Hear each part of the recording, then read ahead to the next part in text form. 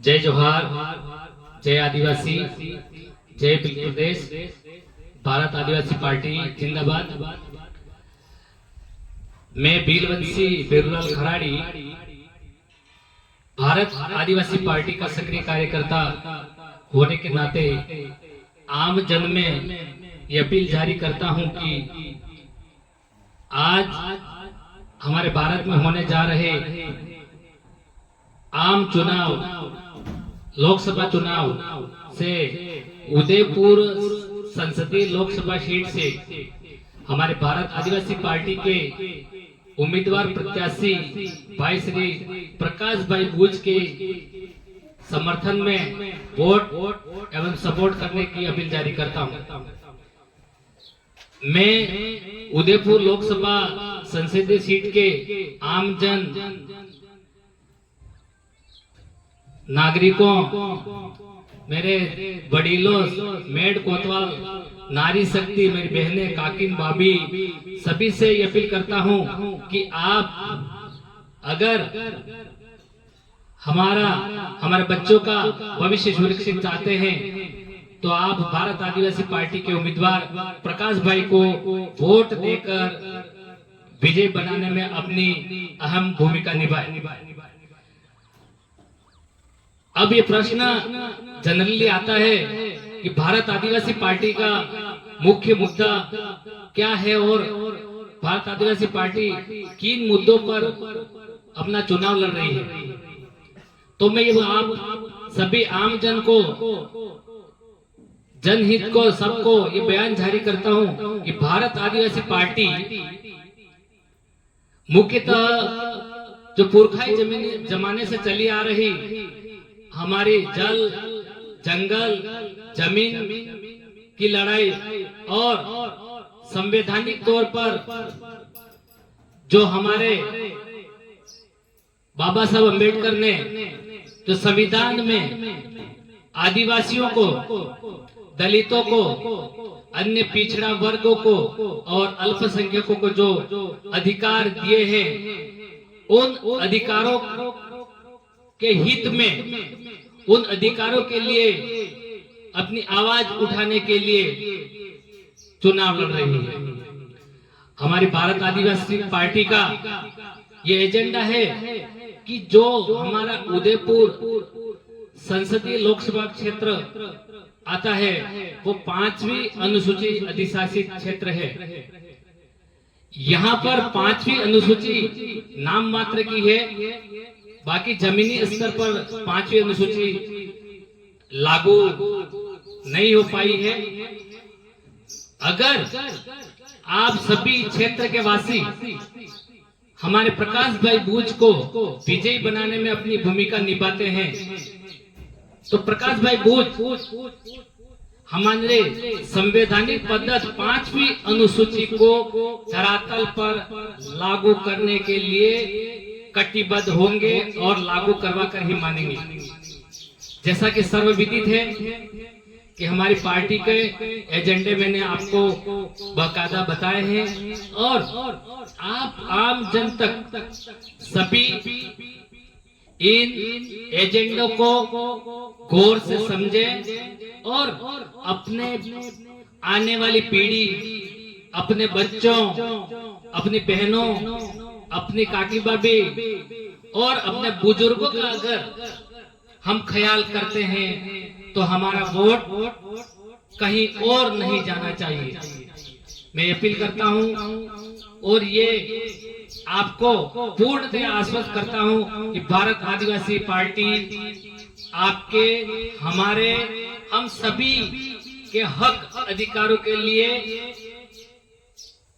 हमेशा आवाज उठा रही है और उठाती ही रहेगी।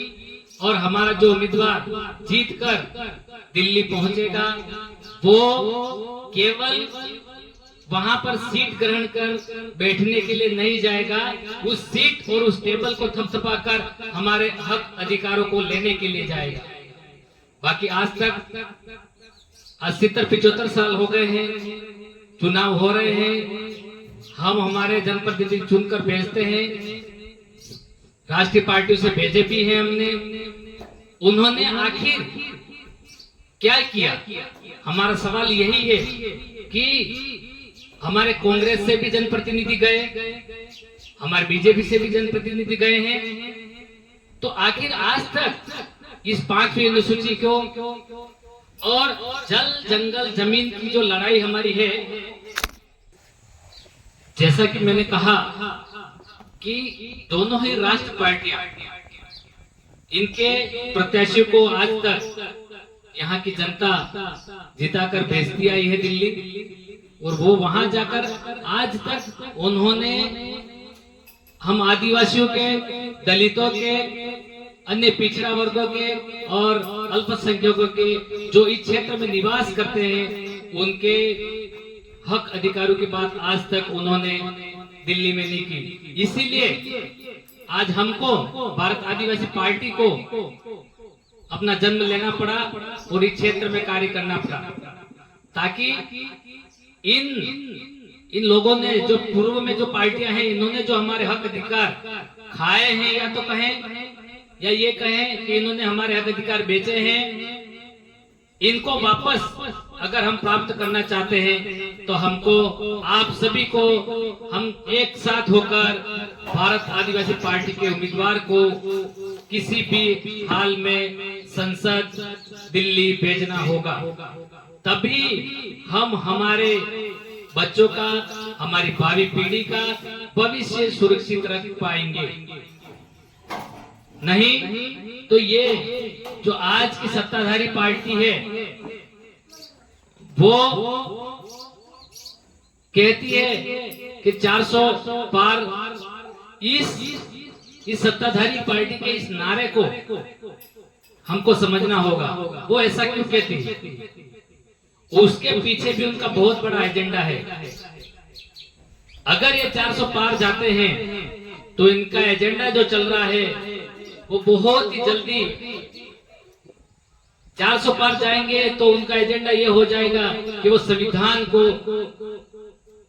उनके अनुसार, यानी कि मनुस्मृति के अनुसार लागू करने की कोशिश करेंगे और लागू कर भी देंगे। इसीलिए मेरे भाइयों बहनों, मेरे वडीलों, मेरे संत, मेड कोतवालों, जागो और आज आप सबको एक साथ रहकर हमारे हक अधिकारों के हित में लड़ने वाली पार्टी भारत आदिवासी पार्टी के पक्ष में वोट करना है और प्रकाश भाई बूच को जिताकर ससम्मान दिल्ली भेजना है, ताकि प्रकाश भाई बूच हमारे लिए दिल्ली में आवाज उठा सके, हमारे लिए हक हमको जो छीन लिए गए हमारे से वो वापस दिला सके।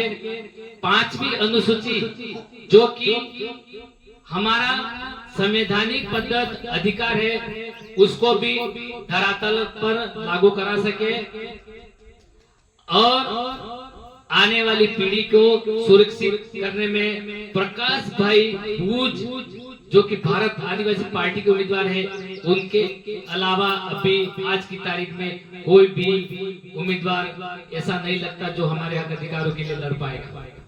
बाकी 2 राष्ट्रीय पार्टियों के, कांग्रेस के ताराचंद जी मीणा है, जिनके बारे में सुना है कि वो लालसोट के हैं, दौसा में एक लालसोट नाम की जगह पड़ती है, लालसोट के हैं और पाली में आके बसे हैं और हाल फिलहाल उदयपुर के लिए दौड़ रहे हैं।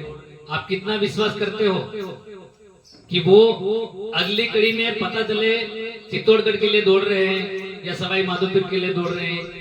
ये आप कह नहीं सकते। उनको कहां पकड़ोगे आप? दूसरे बीजेपी के मन्नालाल जी रावत है, जो अपने आप में ये प्रूव नहीं कर पाए वो है कौन।